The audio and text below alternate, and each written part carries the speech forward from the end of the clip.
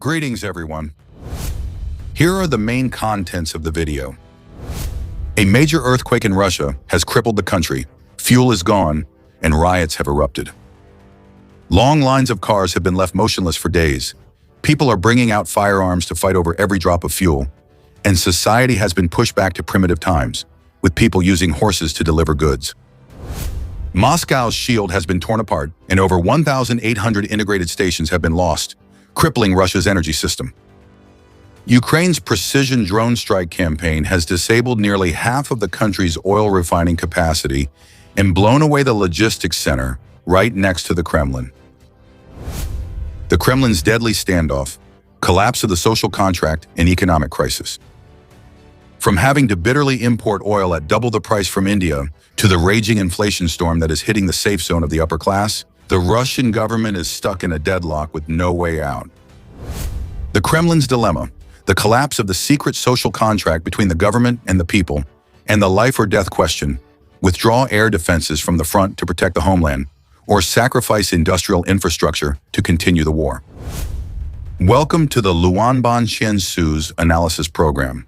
Before we get into the details, please take a few seconds to like the video and subscribe to the channel so we can continue.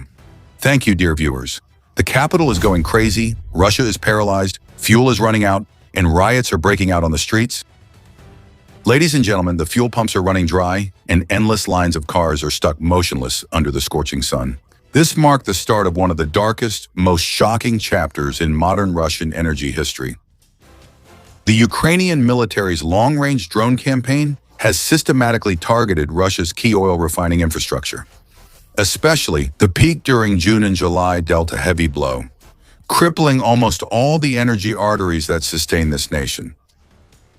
In just 1 week, it is estimated that about 2,000 drones were repeatedly detected over Moscow and surrounding regions. The direct consequence is the complete disruption of strategic supply chains, even in areas far from the front lines. Across thousands of kilometers throughout the vast territory spanning 11 time zones of Russia, the continuous disabling of vital energy routes has immediately caused transportation and logistics costs to skyrocket, creating an unprecedented shock. From the power center of Moscow, the port city of St. Petersburg, the prosperous land of Bashkortostan, all the way to the remote logistics corridors in Siberia and the Far East. A complex and interconnected picture, it's large-scale energy chaos. That scene has left millions of Russian citizens trapped and desperate, right inside their own vehicles. Drivers stuck for hours on strategic highways or bridges connecting the inner city have begun to voice harsh, unprecedented criticism of the government's crisis management abilities during live broadcasts on social media. The exasperated outcry of a citizen that diesel has hit 100 rubles per liter, "What the hell is happening and why is this happening?" has pushed us down this path, exposing the harsh reality of the situation. In that dark scene, when gas stations had nothing left in their tanks, the Russian public was forced into brutal, violent clashes among themselves, just to fight for every precious drop of fuel. Tensions reached their peak on every street as people witnessed citizens engaging in fierce brawls in the long lines waiting for fuel. The severe civil disorder escalated to the point where firearms began to be used. Gas station employees were constantly accused of hoarding and stockpiling fuel, while citizens acted like hunters chasing their prey. People frantically searched for gas stations that still had fuel, using real-time map applications on their smartphones. All those factors pushed information polarization and social trust to the lowest levels in history. Public opinion polls indicate that this large-scale logistics collapse has severely eroded the Russian public's trust in the government, its leaders, and the Kremlin, especially President Vladimir Putin's image. The wave of outrage erupted so strongly that a segment of the Russian population openly called for the permanent removal of the current leadership from the pages of history. Some were so angry that they wished for the darkest scenarios to befall the head of state. This intense shock, deeply embedded in Russian society, has ushered in a completely new week of chaos, a development that will shock international observers and directly reshape the future of the country. Endless lines of vehicles are clogging the main arteries, with major city traffic coming to a complete standstill. Hundreds of cars are stacked up at gas stations across the country, forming immobile blocks of metal for hours, even days. The breakdown of the distribution network has not only paralyzed gas stations, but has also completely crippled urban transportation systems and major highways. Public transport and city buses in major cities are unable to complete their routes due to the disaster of gridlock.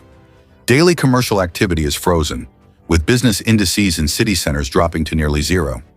Official reports confirm a desolate reality in the city of Chita, in the Siberian region, where drivers waiting for fuel have been forced to remain behind the wheel for up to 36 consecutive hours.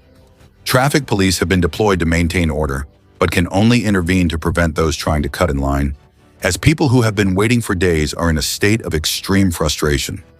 In the Republic of Bashkortostan, many drivers, having run out of fuel while waiting in lines stretching for kilometers, had to rely on the help of heavy trucks or push their own lifeless metal vehicles toward the fuel pumps themselves. This chronic deadlock is so severe that in some border regions, the only solution people have found is to cross the border into foreign countries.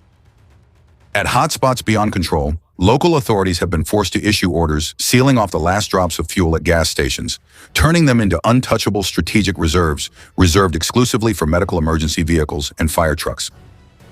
In-depth analysis from CNN has confirmed that similar long lines of vehicles and reports of severe shortages have been recorded in most of Russia's 83 internationally recognized administrative units.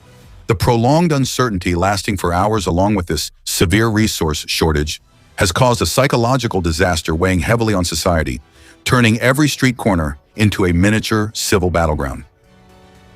This is the moment when Russia's fuel crisis officially enters a phase of complete chaos. According to on-the-ground reports from The Guardian, fierce clashes have erupted at gas stations where people's patience has completely vanished, giving way to chaos between those who deliberately cut in line and those who are exhausted from waiting for days. In the Chelyabinsk region, a dispute in a fuel line quickly escalated into a bloody scene when a 26-year-old driver, ignoring all warnings, drove straight into the crowd, causing panic and sending the victim to the hospital in critical condition. This brutal incident, reported simultaneously by the independent news outlet Medusa and international media, serves as powerful evidence of how deeply civil order is fracturing in Russia. The tragedy didn't stop there. In the remote town of Wodinsky in Siberia, local police even had to draw their service weapons and point them directly at the crowd in order to control a riot that broke out right after a gas truck deliberately cut in front of a long line of cars to get to the pump. Right in the capital city of Ufa, another violent brawl among people waiting to buy fuel forced the authorities to use tear gas. People's clothes were torn during the struggle for survival. The reality is that the nerves of Russian society have been completely stretched to the breaking point. The wave of public disorder quickly spread and turned the southern tourist region of Krasnodar into a real hotspot. According to reports from news agencies, the Kremlin authorities were forced to urgently deploy Cossack militia patrols to maintain minimal security at gas stations. At the peak of the tourist season along the Black Sea coast, fierce clashes broke out between tourists from all over and local residents over heated accusations of wasting the area's precious fuel resources.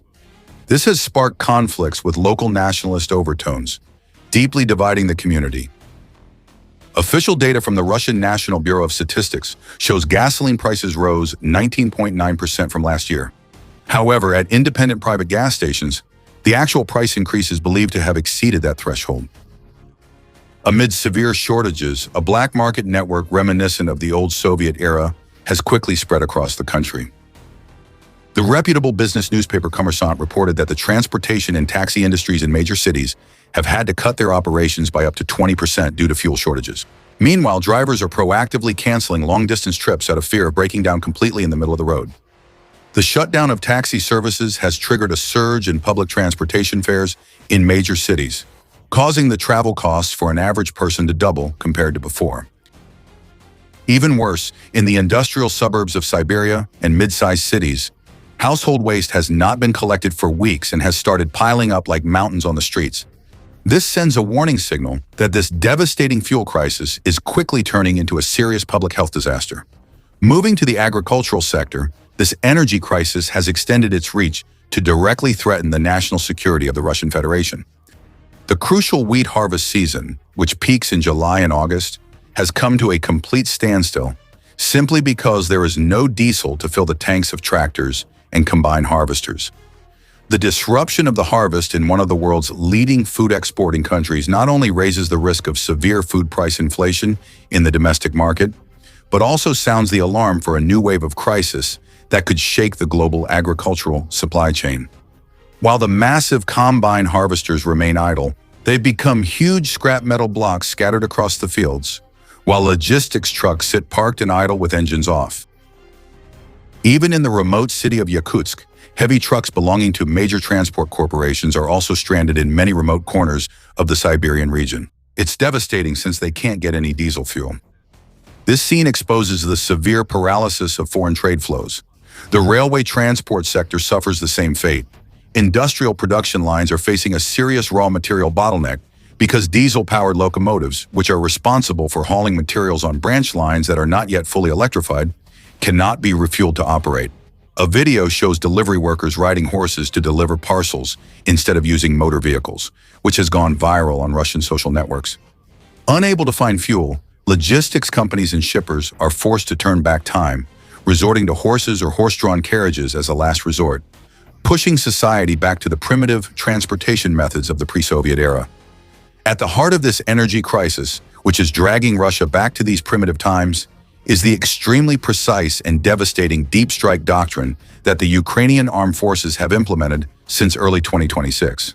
Since the outbreak of the war, Ukrainian drones have carried out more than 300 attacks on Russian oil infrastructure. In the first 6 months of 2026 alone, there have been 194 relentless attacks. Reports from the Ukrainian General Staff and international energy intelligence agencies indicate that this systematic series of attacks has disabled up to 42.7% of Russia's total oil refining capacity at its peak. Daily refining output has plummeted to its lowest level in 21 years, down to just 3.91 million barrels per day. This is an average drop of over 1.4 million barrels per day from the same period last year. Gloomy forecasts from the IA indicate that Russia's total oil production will continue to decline by another 3% by the end of 2026, dropping to just 8.9 million barrels per day, turning the decline of the refining industry into a chronic structural disease.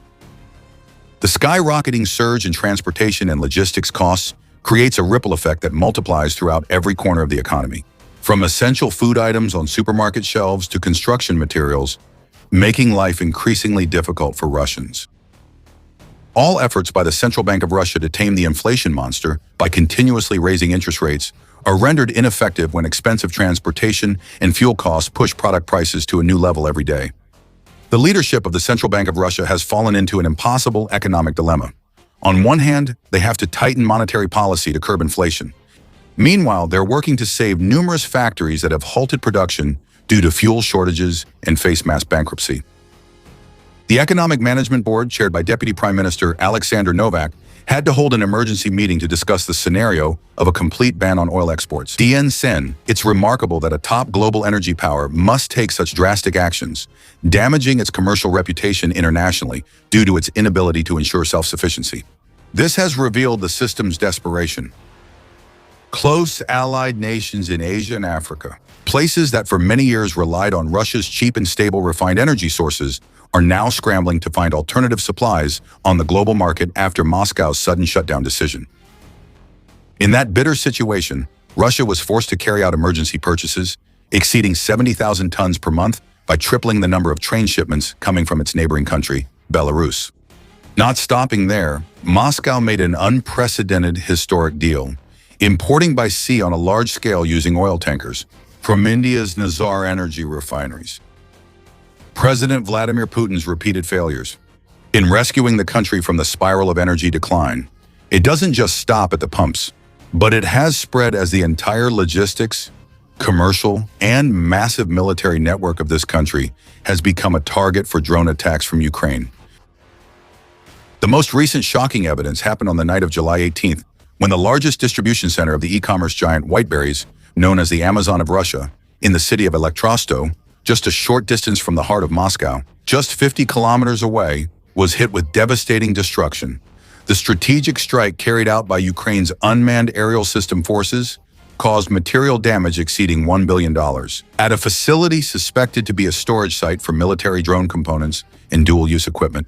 The leveling of this strategic logistics base not only dealt a critical blow to civilian commerce, it also cut off the supply corridor for optical sensors, microchips, and military equipment being sent to the front lines via the dual-use import network. When the company's board of directors refused to compensate for insurance on thousands of tons of commercial goods and military equipment that had turned to dust, both small traders in the supply chain and agencies dependent on transportation were pushed to the brink of complete bankruptcy. Millions of parcels ordered were burned right on the transport routes. The collapse of the delivery system directly shattered the safe zone of the Russian middle class, bringing the true cost of war straight into every family's living room.